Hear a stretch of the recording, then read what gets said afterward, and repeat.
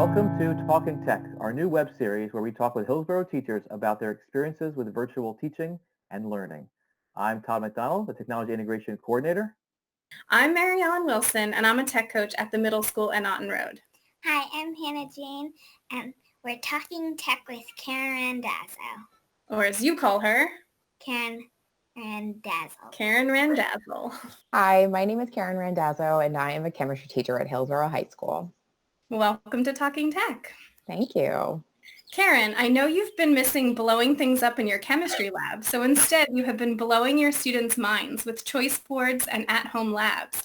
Can you tell us a little bit more about that, please? Absolutely. I think the number one thing that my students miss about being in the classroom is being able to perform labs. And so what I tried to do for our unit on solutions is kind of a capstone project. I've been trying to incorporate some lab experiences for the students, but obviously there is some concerns with that because not all students have their available materials at home. And so I wanted to make it easier for the students to access materials, but still get some sort of lab experience. I tried to create 4 different lab experiences that the students could choose from depending on the materials that they have at home. And I incorporated this into a choice board. So I'll show you what it looks like.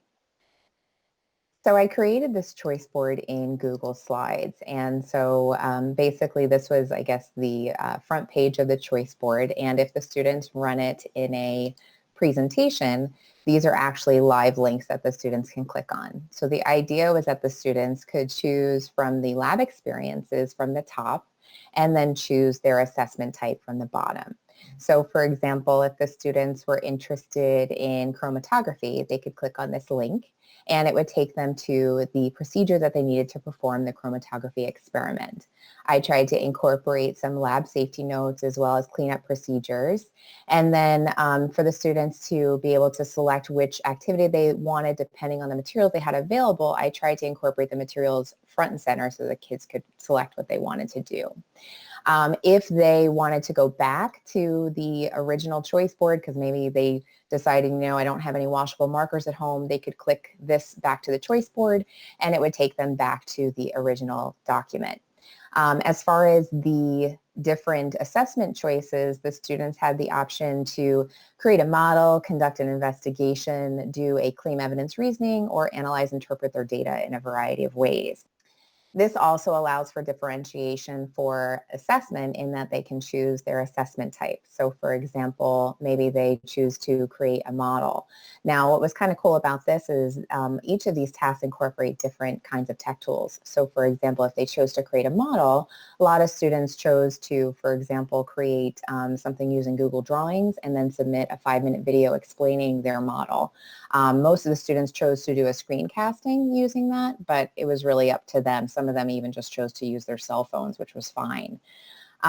If they wanted to maybe take a little bit easy with the tech, they could also perform a claim evidence reasoning where they could investigate what a claim evidence reasoning would resemble, incorporate their data how they see fit, and then they could submit a Google Doc written in CER format that shows the claim evidence reasoning. When the students were able to submit their work, then they would click on this checkbox and it would take them to a rubric where they had to make sure that they met all of the criteria. And then to submit their final project, they would click on this link here and this would take them to a Google form where they would submit a link to their artifact. So whether it was their video, their Google Doc, etc. I thought I would show you some authentic student artifacts just to give you some ideas of what the students actually did. So here's one of them that one of my students created. And so Yash created a salting roads model where he was looking at the freezing point depression. I'll just play it so you can see it.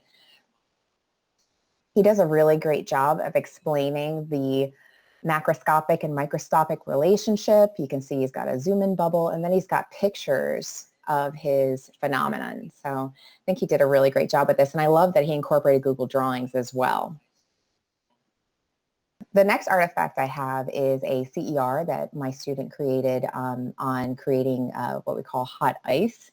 And one of the great things about this is the student chose to do a pictorial representation of the evidence, but then there was also a crystallization video that the student created, which was very cool to watch. And then what I really liked about this is you could probably notice there's some highlights here. I was able to give the student very easy feedback by just using the comment feature in Google Docs.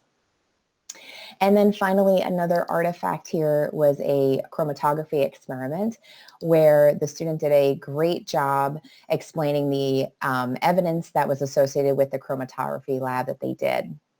What I love so much about this one is the student went really above and beyond in including the different data pieces. They did a great job explaining. So you can see there's a lot of information contained in this, and then this student did a great job explaining the macroscopic and microscopic relationship and then using the evidence and data to indicate what they saw occur as a result of the phenomenon. Wow, mind equals blown.